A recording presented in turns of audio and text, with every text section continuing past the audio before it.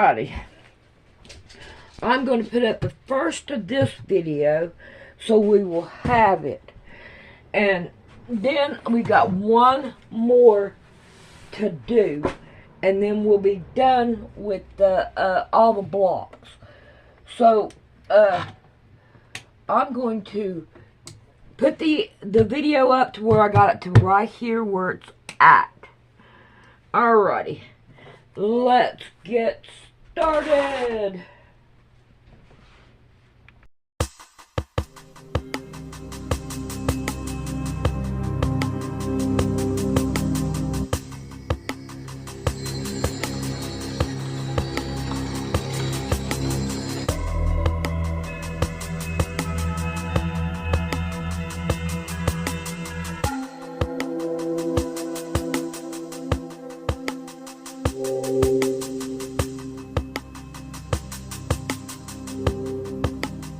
Dr. Pat Jones, a former pediatrician at West Point who moved away from the area and eventually opened up a private practice in Texas, they just kicked him out of the Army to prevent any publicity. Dr. Pat Jones, who believes his 15-month-old daughter was at the center at West Point, was so outraged that he resigned from the Army.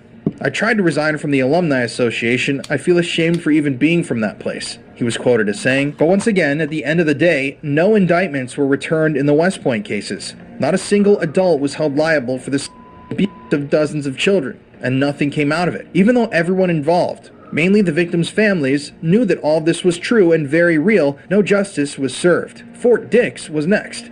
In July of 1986, 2 female employees were accused of sexually abusing 4 3-year-old girls on the Fort Dix campus. But once again, we see a similar pattern and start to hear a similar story here. No indictments were returned in the case, and the women returned to work at the same daycare center. I don't know why they just keep letting these predators keep returning to work, but they did. Then it was Fort Leavenworth, Kansas, and after that, Fort Jackson, South Carolina. By November 1987, the Army had received allegations of child abuse at 15 of its daycare centers and several elementary schools. This seemed to be an epidemic. There were also at least 2 cases of reported child sexual abuse in Air Force daycare centers as well, and at a daycare center run by the Navy in Philadelphia, Pennsylvania. In that case, a civilian was sentenced to 3 years in prison for sexually abusing children. This was one of the only cases where the allegations were investigated seriously, and the affair ended with a conviction. So, seeing all of these problems arising, the Department of Defense decided in April of 1987, in the middle of the Presidio scandal, to form special strike teams to investigate cases in the military. The goal of the teams is to not let things get any worse, said Bob Steen, director of the Military Family Resource Center at the Department of Defense at the time that the original article was written. "We need to be better prepared to deal with the magnitude of the problem. I don't think anybody was prepared at the Presidio or West Point," he claimed. But despite the military's official stance of preparedness, a new horror surfaced in June 1988, when a special team of experts was sent to Panama to help determine if as many as 10 children at a Department of Defense elementary school had been molested and possibly infected with AIDS by a teacher who was, at the time, dying of the disease. Interestingly enough, right now, in the year 2024, when I attempted to research that case of the Department of Defense elementary school in Panama, I couldn't find any information online relating to the affair. I don't even know what ended up happening, or if there ever was any conclusion to this story or these claims. But after hearing all that, you can see that these things were happening all across America, tied in directly to the Army or Navy, and nothing was being done about it. They were very similar, and these claims were all ignored and shut down. But let's get back to the Presidio. Although the allegations of ritual abuse made by children at West Point and at the Presidio were similar, we may never totally resolve whether there is any kind of external organization of abuse, or if just a single was involved in those cases, said Colonel Jim Schley, Deputy Director of the Military Family Resource Center. But some of the allegations made by children at the Presidio, that they were taken to houses on and off post by men and women, led to an investigation of the possibility that there was an external organization in San Francisco, a ring of sorts that was operating, with the darkest and most disturbing of intentions. So let's talk about that. This is where the devil comes to play. As sickening and unbelievable as it sounds, bearing children for use in satanic rituals may really be happening. My daughter, who I named Wendy, was sacrificed at birth with an upside-down cross and then taken outside and buried. My son, they kept and let live till 2 years old, and then he was sacrificed. Michael and I had a son, and he was dedicated to Satan at birth. and at 6 months of age, he was sacrificed to Satan. It is most common for the heart to be taken from the child and offered to Satan. These women say they speak from personal experience. They claim to be breeders, forced by covens to bear children, both as a way for the cults to get new members and to find fresh victims for ritual murder. Did you give birth to infants who were sacrificed? My first two Were sacrificed? were sacrificed. I was told it was the highest honor I could ever do as a woman, was to sacrifice my first two. And you did that? I was so brainwashed, I believed their philosophy. Jackie tells us she was able to escape her satanic cult. Today she helps other women, like Donna, who are trying to break free. You killed your babies? Take the skin off. You skin the baby? You take the baby's skin off? Do you feel remorse? Have you told the police? I had to do what I had to do, or I'd be killed like the babies that they made me watch killed, and that they put in my hand. They said, "Obey, or this is you." Jackie, you have some pictures drawn during the therapy sessions by the people who've been through this. Why don't you show me some of them? This picture is a person remembering skinning children and babies and hanging it out to dry. And Skinning? Skinning them, taking the skin off alive while they are alive, and skin them until they die. And that's how your babies died? They took a little patch about 3 by 4 off of her stomach, skinned her, and said, "We'll skin you all the way if you talk or cry." You learn not to cry real fast. I don't cry. In the 1980s, you see, the Presidio wasn't the nice, refurbished, posh area that it is today. All across the campus, there sat abandoned buildings and shacks that littered the landscapes, structures reminiscent of a time when the campus saw a lot more action. And inside a concrete bunker behind the military intelligence building at the Presidio, the words "Prince of Darkness" were painted boldly in red on one wall. Used decades ago to house artillery guns, the reinforced concrete batteries appeared to have been converted to something like ritual chambers. I'm also going to note that at the time that this article was written, in the middle of 1988, these structures were still standing on the Presidio campus. As of today, they are gone. This abandoned bunker complex would go on to be a key part of the story. You see, emblazoned next to the Prince of Darkness graffiti inside of that abandoned bunker was the word "die" and what looked like a list of names painted in red that had been crossed out with heavy black paint. One wall was covered with the numerals 666, a sign of the devil, and occult drawings. There was also a clearing in the center of the concrete floor, where the ground was exposed, that was filled with refuse and partly burned logs. On the front wall beneath the window that faced the military intelligence building was a huge, expertly painted pentagram inside of a circle. And in the rear, where the sunlight gave way to darkness, white and black candle drippings sat atop a dome-shaped recession in the wall, apparently a crude sort of altar. Incense sticks were also found inside of this abandoned bunker, half burned to the side. So people on the Presidio campus discovered this completely creepy abandoned satanic bunker, thought nothing of it. At another abandoned battery farther up Lincoln Boulevard, a large drawing of Satan with red eyes and horns appeared one night on an outside concrete wall. Doors to the battery at the time were supposedly secured shut. There were no windows to climb through, and no entry was possible there. Joseph, we've agreed to conceal your identity, but you are an officer in the United States Army. That's correct. And you were an officer in the United States Army during the time you were a member of this satanic organization. Yes. Did the authorities at the Presidio know that a satanic organization was active on their base during the time that you were a member? They were very much aware of it, yes. Wouldn't that... The present base commander, Colonel Rafferty, says that today at least, I know of no satanic activities whatsoever in this area. Satanism may be a constitutionally protected religion, but similar to another recent case at the United States Military Academy at West Point. Here, charges surface connecting ritual child at the Presidio Daycare Center to the devil cult. It was here, parents and others allege, that as many as 60 young children were ritualistically by soldiers of Satan. It'd be easy to dismiss the satanic graffiti as the pranks of adolescents, taking advantage of the isolated bunkers to scare their friends, or the people on the Presidio campus. But the events in the Presidio case suggested something more sinister could have been involved. When you dig into the history of the campus, one discovers that satanic goings-on were not new to the Presidio. In the early 1980s, when he was an MP or military police at the Presidio, that former officer, Ed Albanoski, recalled, quote, "We got a call from the Portola MacArthur housing area. One person reported a man dressed in black holding a little girl's hand running toward the park. Another call came in saying they heard screams near the creek. End quote. The search led to a gardener's shack at Julius Kahn Park, a strip of city-owned playground adjacent to the Presidio, behind the housing area. We heard noise coming from the inside, Ed recalled. We kicked the door open, and here's this nice little bedroom. In a corner was a mannequin with a gun aimed at the door. On the left, there was this bunk against the wall.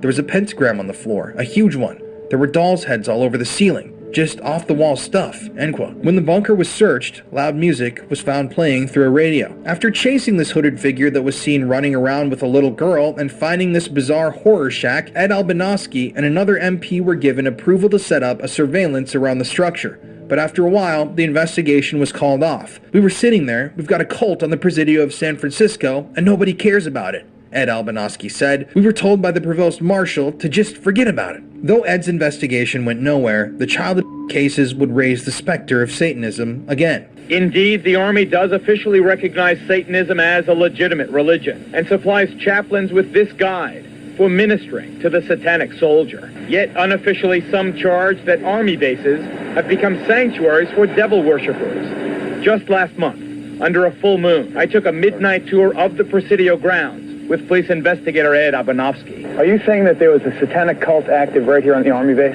Yes, we believe so. There's evidence to substantiate that. They had satanic rituals going on. There's an altar in there, and all of the graffiti on the wall would indicate that. Let's see if I can see it. How'd you find this place? This was a fortification during World War II. During World War II, where they had gun batteries. I can see a pentagram painted on the wall. I can see the words Prince of Darkness. On this wall, I see several inverted crosses and other obvious satanic ritualistic paintings or symbols. What actually was done to the kids?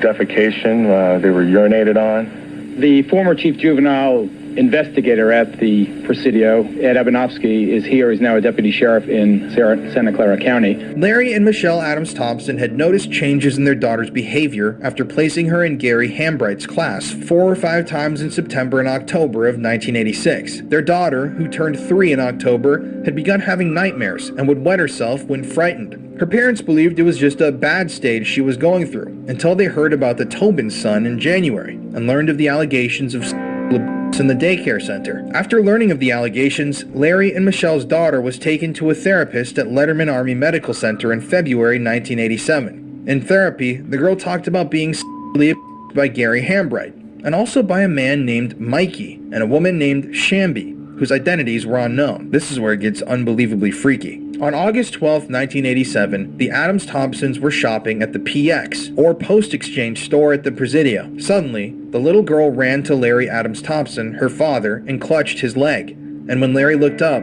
he saw a man who he knew as one of the most powerful people on the Presidio base, Lieutenant Colonel Michael Aquino. Yes, that's Mikey, the 3-year-old told her father. After being taken outside, the girl added, "He's a bad man, and I'm afraid." As they were leaving the parking lot, the Adams Thompsons saw Aquino's wife, a woman named Lilith. Larry then asked his daughter if she knew the woman. "Yes, that's Shamby," the girl said. Immediately after this, the family went home and called the FBI.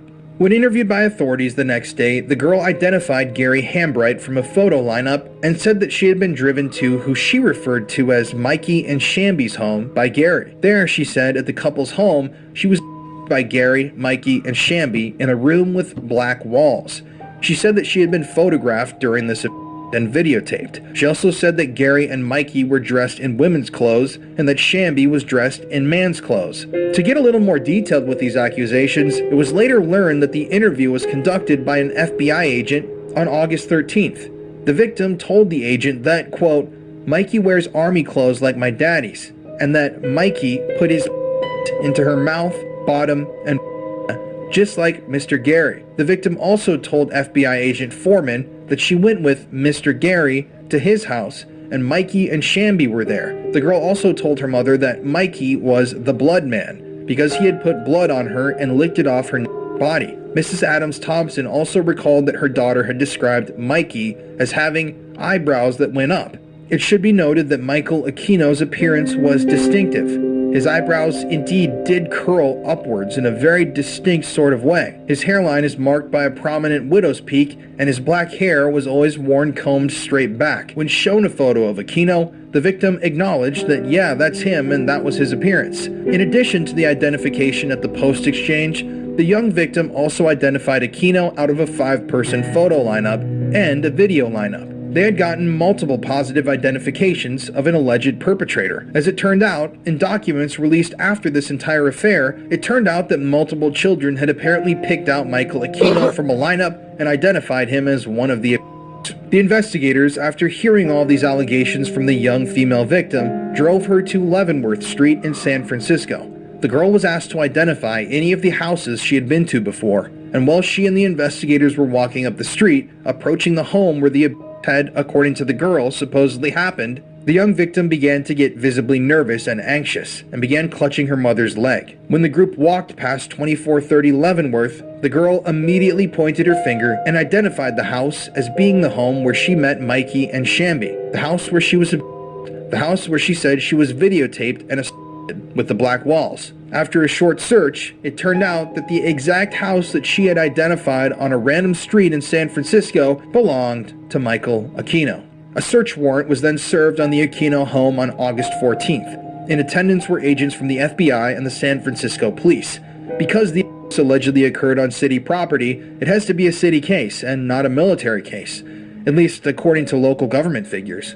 And actually, I'm going to show you a clip. We actually visited Michael Aquino's former residence on Leavenworth Street in San Francisco when we were there filming this video. So it's very, very eerie. There's a very bad negative energy there. I'm just going to let you guys watch this and make up your mind. So right now we are at one of the most important locations in all of the Presidio story, 2430 Leavenworth Street here in San Francisco.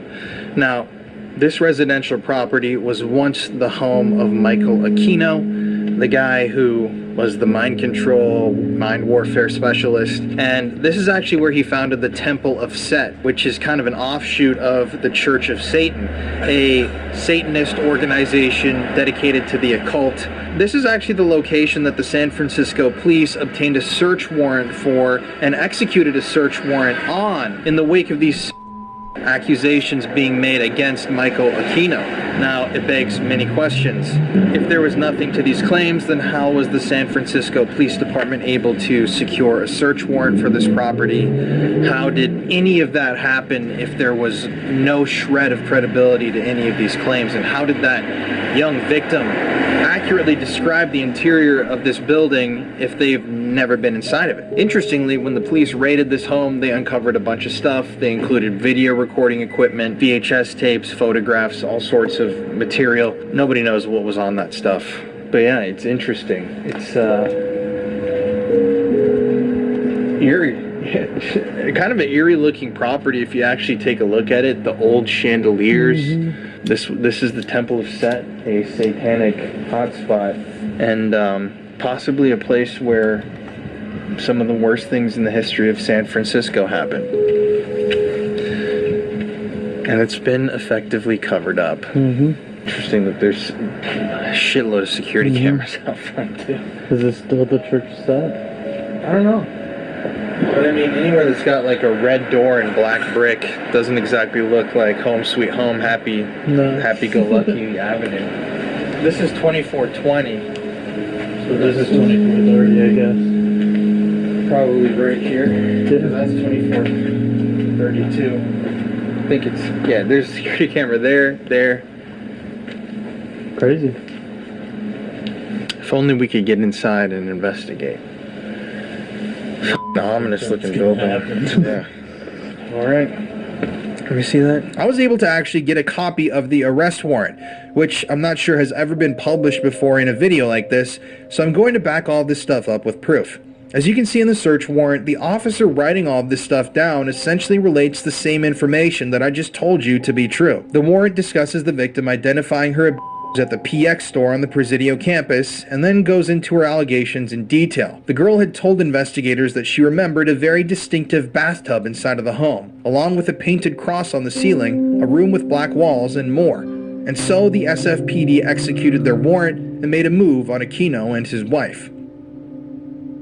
As you can see based on this warrant, the items seized from the Aquino's place included videotapes, cassette tapes, notebooks with names and addresses, 2 photo albums, 1 paper plate, and 2 plastic gloves from the kitchen garbage, 4 plastic cases of negatives, and 29 photos of costumes and masks. During the search, the FBI photographed the interior of the apartment, and some weapons, masks, and ceremonial items were observed there. And in a peculiar and somewhat troubling twist, it turned out that the 3 other apartments in the house and the house next door on Leavenworth Street weren't searched, although a later investigation disclosed that Michael Aquino owned both properties.